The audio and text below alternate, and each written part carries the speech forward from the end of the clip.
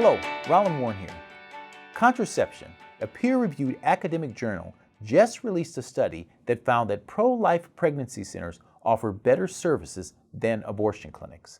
Oddly enough, the study was not reported in the mainstream press at all, despite the fact that those folks in the media outlets have said a lot about fake clinics over the last few years. So you would think that when a study is released showing that supposed fake clinics offer better services than abortion clinics, that would get as much ink as the bogus fake clinic reports.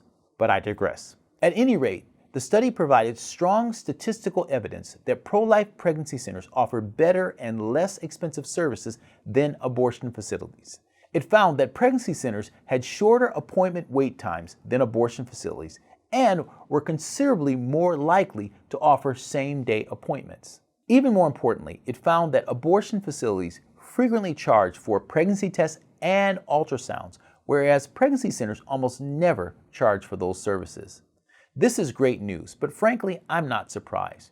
We've always known about the incredibly high-quality services that CareNet affiliates and other pregnancy centers offer. Each year, from our national office, we provide more than 1,200 affiliated pregnancy centers across the country with tools, training, and other resources to help them do their work with excellence, to serve women and men in their communities with the love and compassion of Jesus Christ. As a result, CareNet affiliated pregnancy centers have saved more than 940,000 lives since 2008 and presented the gospel more than 2 million times. Just amazing. This is CareNet's holistic approach to serving people, to care for their physical, emotional, and spiritual well-being. As a Christian ministry, this is the difference between transactional work and transformational ministry. People respond to transformational ministry. It's how Jesus served the woman with the issue of blood. He didn't just walk away after she received a physical healing. He wanted her to be fully restored. He wasn't just offering a healthcare transaction, but a transformational encounter so that she could be physically, emotionally, spiritually, and socially reconnected to her community. He called her sister, invited her back into the community, and did it in a public way so that this woman, who was once required to walk around saying, "Unclean, unclean, unclean," could now say, "I am clean, I am clean, I am clean." And it was Jesus who did that. We are called to follow this model. It's the work we do at pregnancy centers. So I'm not surprised that people have a view that our services are better, because abortion clinics are transactional, not transformational. Moreover, abortion clinics operate under the illusion that the nature of their transactions can be transformative. For example, I don't think that any fast food restaurant is under the impression that the products that they sell to you is going to change your life in a holistic way. They understand it's transactional. It might transform you for a few minutes because you were really enjoying that sandwich, but after a while, that's it. But abortion clinics think providing an abortion for someone actually is going to transform the person's life for the better.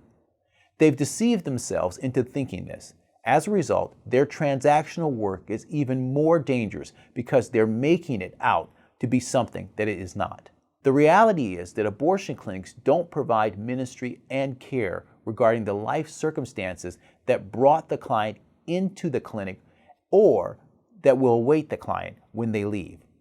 If they have been abandoned by the father of the baby, or are being abused, or live in poverty, or dealing with a range of issues that might have led them to consider abortion, they have no offering for that. Abortion clinics do nothing to offer services to help people alleviate their problems after they leave.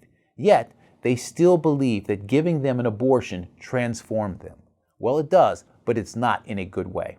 Moreover, if you go to an abortion clinic and say, "I've decided to keep my baby," they don't offer any kind of support or services that pregnancy centers and Making Life Disciples-enabled churches do. They don't have a model that says, "Here are the obstacles that you are having from conception to birth to bring your child into the world, and here's the range of services that we provide on a case management basis to make your life better." In fact, abortion clinics sometimes refer people to our pregnancy centers. So when a woman visits an abortion clinic and says, "I can't afford an ultrasound," on occasion they say, go to the pregnancy center. They will provide this service for free. Isn't that amazing? Even pro-choice people, including people who work at abortion clinics, realize that this is about more than just stuff. And when they learn the truth about pregnancy centers, they understand how important they are to their communities. That's because CareNet's work and the work of all the good pregnancy centers across the country is to transform lives. Jesus' call was to come as you are, but don't stay as you came. Be transformed by the renewing of your mind.